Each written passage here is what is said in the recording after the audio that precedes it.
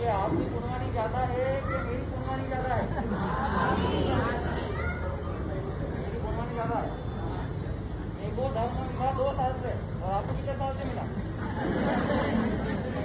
तो किसकी गुणवानी ज्यादा है, आपकी है कि मेरी?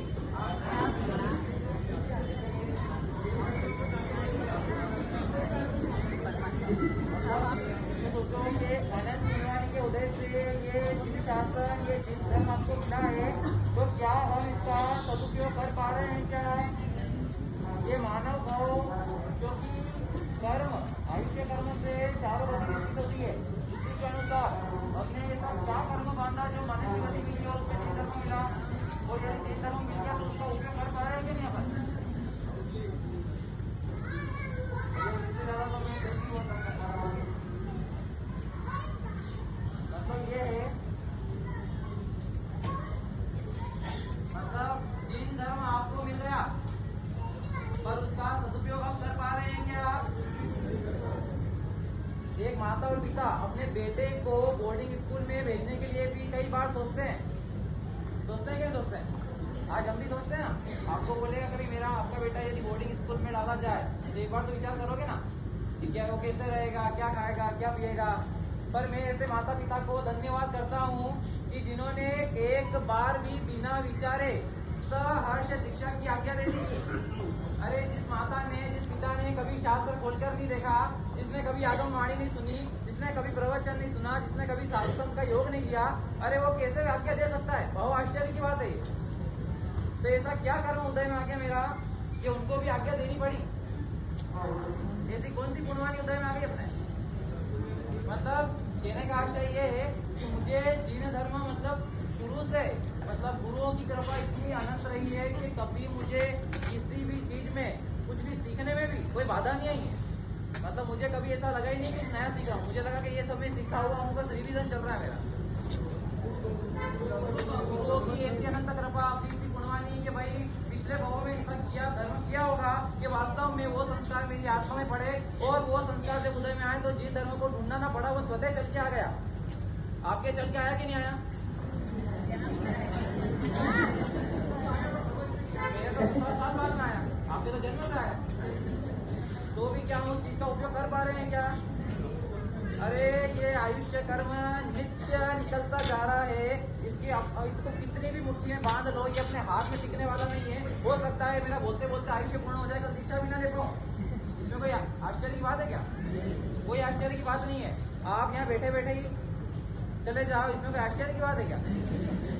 तो क्यों प्रमादवश हम इस छोटी सी जिंदगी को क्यों प्रमाद में गवा रहे हैं? ये 5 साल, 10 साल, 20 साल जितने भी अपने को मिले, तो क्यों उसको प्रमाद में घटा रहे हो? अरे इतनी अनंत गुणवानी से ये जीन धर्म मिल गया, मतलब वास्तव में बहुत प्रबल गुणवानी मानता हूँ आप लोगों की, पर आपको उसका उपयोग करना नहीं आ रहा है।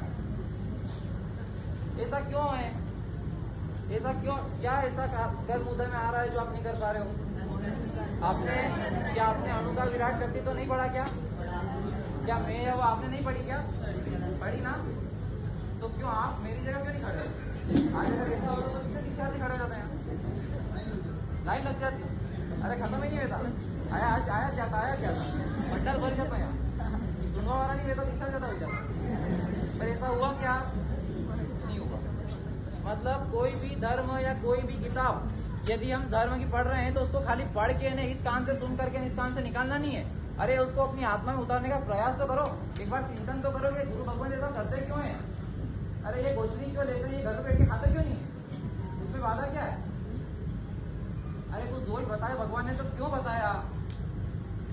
मतलब यूँ सोचो कि इतने पंचेंद्रिय जीव भी, एकेंद्रिय, बेंद्रिय, तेन्द्रिय, चौरेंद्रिय, पंचेंद्रिय सबकी गुणवानी उत्तरोत्तर बढ़ती जा रही है। तो पंचेंद्रियपना आपको मिल गया, उसमें भी मनुष्य को मिल गया। सोचने समझने की शक्ति सिर्फ मनुष्य को है कि तिर्यंच को भी है? तिर्यंच को समझ तो है, सोच सकता है, पर वो इतनी जितनी हम गुणवानी है अपनी कि भाई हम धर्म कर सकते हैं, वो कर सकता है क्या? अच्छा देवता भी समझते हैं, वो पंचेंद्रिय जीव है, वो धर्म कर सकते हैं क्या? तो आप देवता को वंदना क्यों करते हो? देव आपसे बड़े हैं क्या? उनको वंदना करना है भाई अर्थ हुआ। अभी क्या है इस स्तवन में कि देवों से, राजा से बड़ा जैन मुनि का मान है। तो जैन मुनि बड़े हुए क्या देव बड़े हुए? और उसमें भी ये मनुष्य भाव मिल गया, जीन धर्म मिल गया, अपने हाथ में है। ये मौका है कि संयम लेकर के अरे इस मनुष्य भाव को सफल कर सकते हैं। अरे ठीक है नहीं कर पाए पर कम से कम मन में ऐसी भावना उत्कृष्ट कर सकते हैं कि भाई मेरी अर्थी उठेगी तो बिना आत्मा को जाने नहीं उठेगी, मैं अपनी आत्मा को समझ करके ही अर्थी उठने दूंगा। अरे इतनी कामना तो कर सकते हो ना। आज आप मेरी संयम की अनुमोदना करने आए हो तो सिर्फ शाल और माला से बहुमान करने से क्या मेरा अनुमोदन हो जाएगा? क्या वो शाल मेरे काम आएगी क्या दीक्षा के बाद में? कल तक छोड़ दूंगा मैं सुबह, समझ संभावना हो जाएगी मेरी।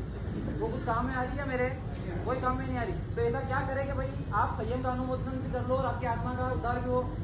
एक बचकान जिन्होंने ले रखा है वो तो धन्यवाद की पात्र है ही सही, जिसने नहीं लिया है उसको एक विनती रखता हूँ कि भाई आजीवन जितना भी मनुष्य भाव बच गया आपका, कोई भरोसा नहीं है, कभी भी जा सकते हैं। हर पल आयुष्य कर्म खिलता जा रहा है, अरे वो कब अपने हाथ से निकल जाएगा पता भी नहीं चलेगा। तो जितनी भी आयुष्य अपनी बची है उसमें कम से कम रोज एक बार ऐसा उत्कृष्ट भावना से चिंतन करना कि कब इस दावानल रूपी अग्नि को छोड़ करके मैं संयम मार्ग में बढ़ूंगा, अरे कब इस पाप में संसार को छोड़ करके मैं संयम मार्ग बढ़ूंगा। क्या इतनी भी गुणवानी नहीं है क्या मेरी?